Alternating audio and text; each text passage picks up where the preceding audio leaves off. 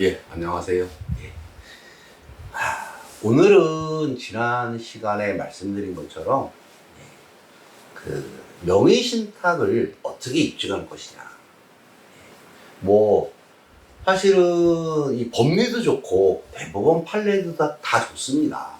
그러나 그거는 어떤 일정한 사실이 확정됐을 때 법리를 어떻게 적용하느냐의 문제입니다. 따라서 이 사실을 증명하지 못하면 법리를 적용조차 할 수 없습니다. 그래서 대부분의 소송은 우리 상속소송도 그렇고 위로분 반환 청구 소송도 그렇지만 대부분의 소송은 사실관계를 어떻게 증명하고 어떻게 인정을 받을 것이냐, 법원으로부터, 이게 사실은 대부분을 차지합니다.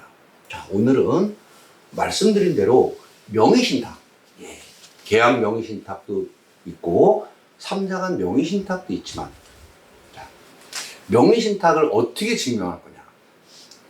아버님으로부터 내 부동산을 넘겨받았는데, 증여를 원인으로 넘겨받았는데 나는 증여가 아니다, 이름만 빌린 거라고 주장합니다.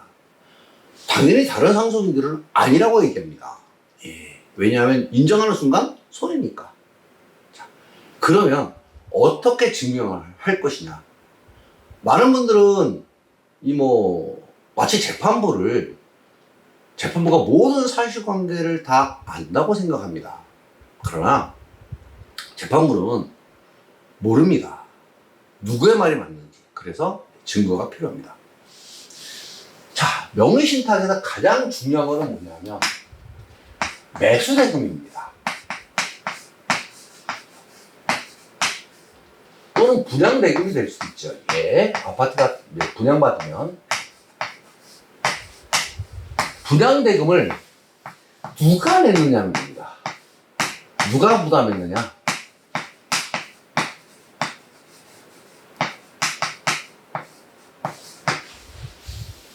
아버님이 아버님 명의로 분양을 받고 또는 매매 계약을 하고 자녀가 돈을 낸 경우에 자녀가 명의 신탁자가 되겠죠. 그렇다면 이거는 자녀가 증명해야 됩니다. 다시 말해서 명의 신탁을 주장하는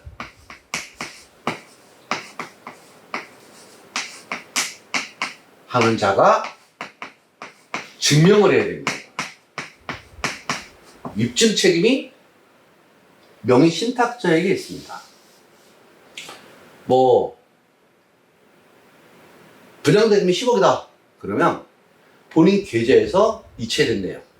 물론 그것이 본인 계좌에서 이 분양회사로 바로 송금되는 경우도 있지만, 대부분은 본인 계좌에서 이제 명의수탁자인 분양 명의자인 아버님 계좌로 이체됐다가 거기에서 돈이 나가는 경우가 대부분입니다. 이 어떻든 명의신탁을 주장하는 자가 실제 소유자다, 이 사실을 증명해야 됩니다. 증명 못하면 쉽지 않습니다. 두 번째, 관리를 누가 했느냐. 이게 왜 문제가 되냐면, 명의신탁은 외부에서 보면 아버님이 소유자처럼 보입니다. 그러나 내부적으로 아버님과 자녀의 관계에서는 소유자가 자녀입니다. 그러다 보니까 재산세 이런 거 당연히 명의신탁자가 냅니다. 사실은 이런 부분으로 승소한 용인 판결이 있습니다. 저희가 재산세, 만약에 임대차를 한다면 누가 계약을 체결했느냐는 겁니다. 보통 명의는 아버님이기 때문에 임대인을 아버님으로 합니다. 그러나 저희가 이렇게 계약서를 받아보면 임대인 아버님, 그리고 그 옆에 대리인 자녀, 이렇게 써 있습니다. 무슨 얘기냐면 실제로 아버님은 명의만 빌려준 거기 때문에 임대차 계약을 할 때 전부 아드님이 나갑니다. 그래서 자녀가 나갑니다. 명의 신탁자인 실제 소유자인 자녀가 나가서 이걸 합니다. 계약을. 그러다 보니까 등기권리증,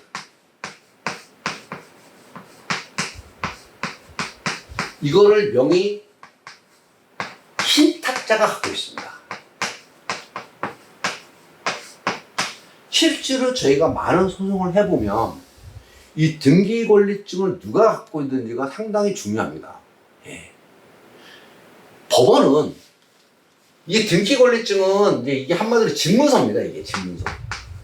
옛날로 말하면 집문서입니다. 집문서를 누가 갖고 있느냐는 겁니다. 예. 대법원은 집문서는 실제 소유자가 갖고 있을 확률이 높다고 봅니다. 그래서 자녀가 집문서를 갖고 있으면 자녀의 명의신탁 주장이 그만큼 힘을 받습니다. 그래서 실제로 이게 이제 오래되면 사실 증명을 할 수 없을 때도 있습니다. 그래서 뭐 정황증거로 설명을 하기도 합니다. 이런 부분들, 이런 거는 등기권리증은 대부분 잃어버리지 않습니다. 그냥 잘 보관합니다. 그래서 이 등기권리증이 유력한 증거로 많이들 나옵니다. 그러다 보니까 저 등기권리증이 소송의 어떤 그 결과에 영향을 많이 미칩니다. 생각보다. 세 번째가 명의신탁 약정입니다.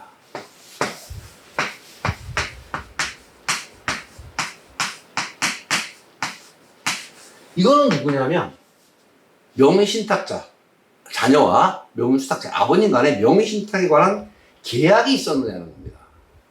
근데 이거는 이제 법률은 이렇습니다. 판례는. 그러나 실질적으로 없습니다. 이거. 아들이 아버님하고 아버님 이름 빌려가지고 아파트 분양받는데 아버지 내가 아버지를 못 믿으니까 계약도 써주세요. 명의신탁 계약도 써요. 이렇게 잘 안 합니다. 네. 가족 간에는 대부분 신뢰가 바탕이 되기 때문에 또 아버님이 자기의 불이익을 감수하면서 아들한테 자녀한테 명의를 빌려주는 거고 자녀도 당연히 부모님을 신뢰하기 때문에 명의신탁을 부탁합니다. 왜? 부모님이 분양받아가지고 입 싹 닦아버리면 곤란하게 되거든요. 그래서 실질적으로 이 세 가지가 있지만 명의신탁이 증명이 되려면 이 세 가지가 있지만 사실 실무에서 이거는 없습니다. 이건 없습니다. 요건 대단히 중요합니다. 그리고 분양대금 이것도 중요합니다. 그래서 그 대법원에서 지금 그 증여를 등기 원인으로 해서 그 실제 소유자인 자녀 명의로 이제 넘어간 거 이거에 대해서 뭐 특별식이 아니다라고 얘기를 했지만 그 밑에는 이런 것들이 증명이 돼서 명의신탁으로 인정된 사실관계가 깔려있는 겁니다. 저변에. 자, 그러면 이거 이외에 뭐가 또 있을 수 있느냐는 겁니다. 네. 이건 당연히 없습니다. 대부분. 자, 이거 안 되는 경우도 있습니다. 이거 일부만. 일부. 네.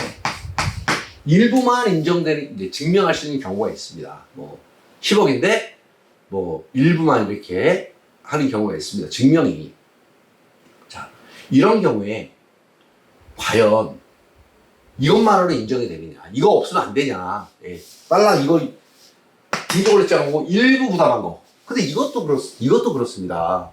이제 어떤 논리가 가능하냐면, 부모님이 10억의 분양을 받았는데, 자녀가 증명한 게 6억밖에 증명을 못 합니다. 그러면 한편으로는 4억은 아버님이 부담했다고 추정이 됩니다, 이게. 그러면 이 전체가 명의신탁이 될 수가 없습니다. 왜? 4억을 아버님이 부담했다고 본다면 이 전체 부동산을 명의신탁이라고 볼 수 없고 또는 명의신탁이 60%만 명의신탁이다 이렇게 판단하지도 못합니다. 그래서 법원은 이런 경우라면 아버님이 4억을 부담했다고 뭐 보인다면 이 자녀가 아버님한테 아버님의 노후를 위해서 6억을 보태준 걸로 봅니다. 그래서 기여분으로 가겠죠. 예. 뭐 이렇게 됩니다. 그래서 명의신탁은 인정이 안 됩니다. 이런 경우는. 예. 물론 뭐 100% 안 된다고 보진 않습니다. 그러나 대부분 아버님이 자금 부담을 한 게 입증이 된다면 또는 자녀가 실제로 명의신탁자인 자녀가 그 사실을 증명하지 못한다면 매수자금에 그렇다면 명의신탁이 인정 안 될 가능성이 그만큼 높아집니다. 자, 그런데 이 이외에도 뭐가 있냐면 계약서가 있습니다. 자, 보시면 지우겠습니다. 여기 놔두고 이렇게 보셔야 되니까 여기까지만 지우겠습니다.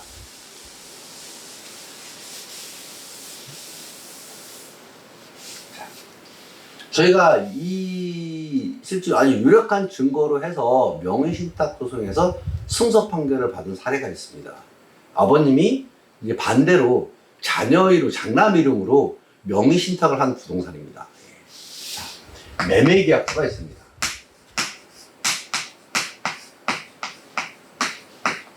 보통은 이게 수기입니다, 수기. 등기형 매매계약서는 명의수탁자인 아버님 이름으로 되어 있습니다.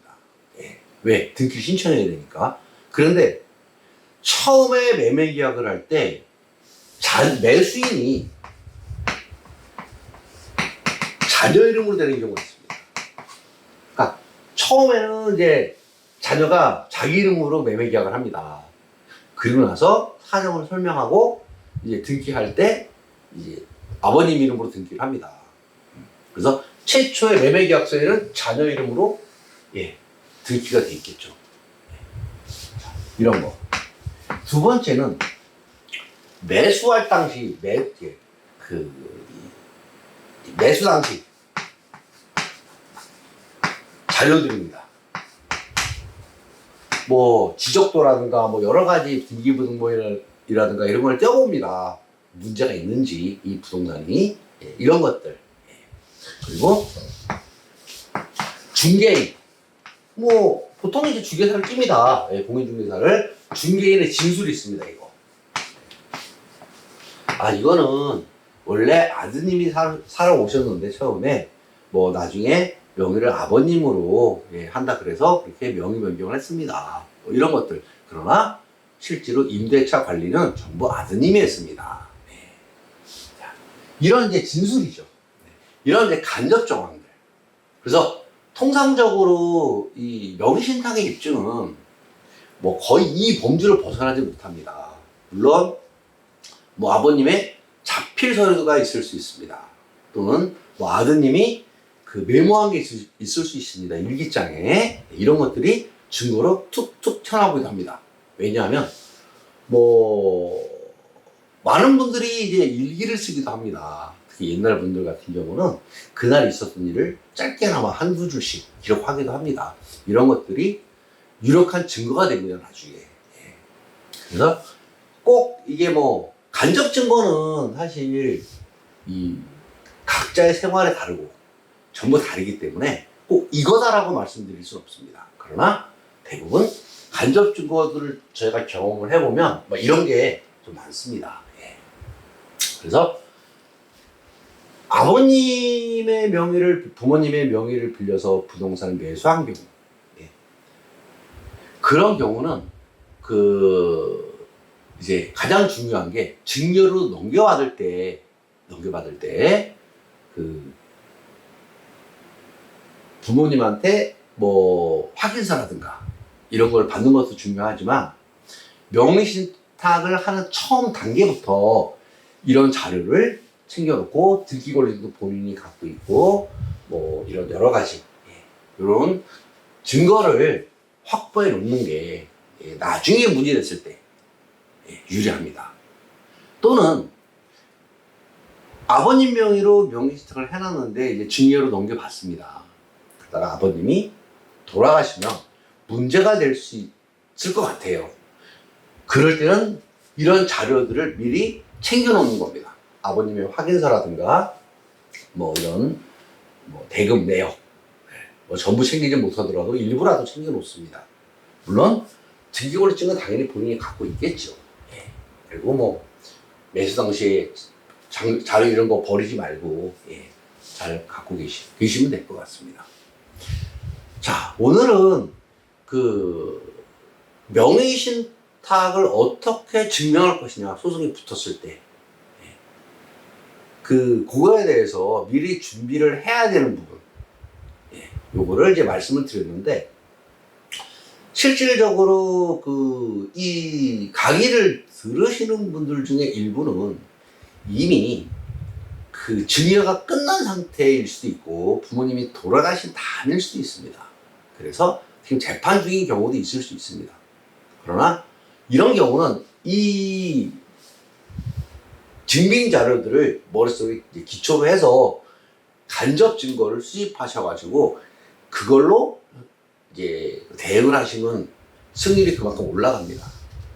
이거는 뭐 명예신탁 소송이 쉬운 건 아니지만 실질적으로 뭐 제가 참여했던 사건에서 승소 판결을 받은 것이 몇 건 있습니다. 그래서 아마 거의 명예신탁이 인정 안 된 경우는 없습니다.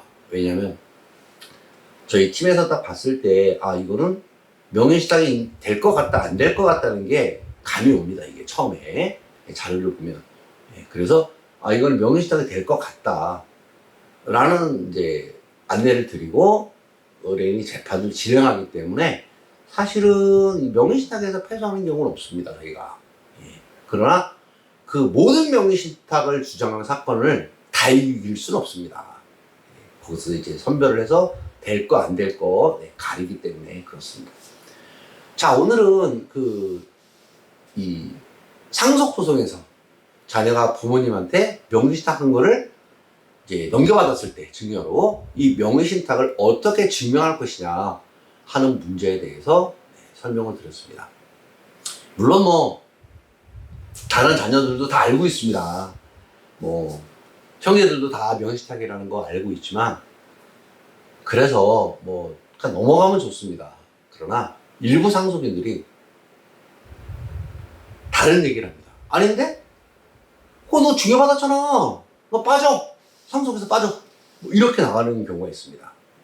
그러다 보니까 미리 준비를 좀 해두시길 바라는 마음에 오늘 어떻게 명예신탁을 증명할 것인지에 대해서 설명을 드렸습니다. 자, 그러면 지금까지는 이제 명의수탁자인 아버님이 살아있을 때 생전에 자녀한테 소유권을 넘겨주는 사례에 대해서 말씀드렸습니다. 문제는 더 큰 문제가 있습니다.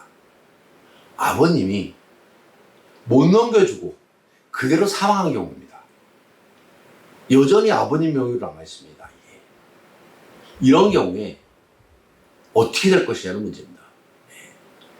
이 부동산을 과연 자녀가 찾아올 수 있는지, 찾아올 수 없다면 어떻게 해야 되는지, 이거에 대해서 다음 시간에는 명의신탁 부동산을 자기 명의로, 명의신탁자인 자녀 명의로 취득하지 못한 상태에서 명의수탁자인 아버님이 사망하셨을 때, 그래서 명의신탁 재산이 그대로 상속 재산으로 남아있었을 때 어떻게 되는지에 대해서 설명을 드리도록 하겠습니다.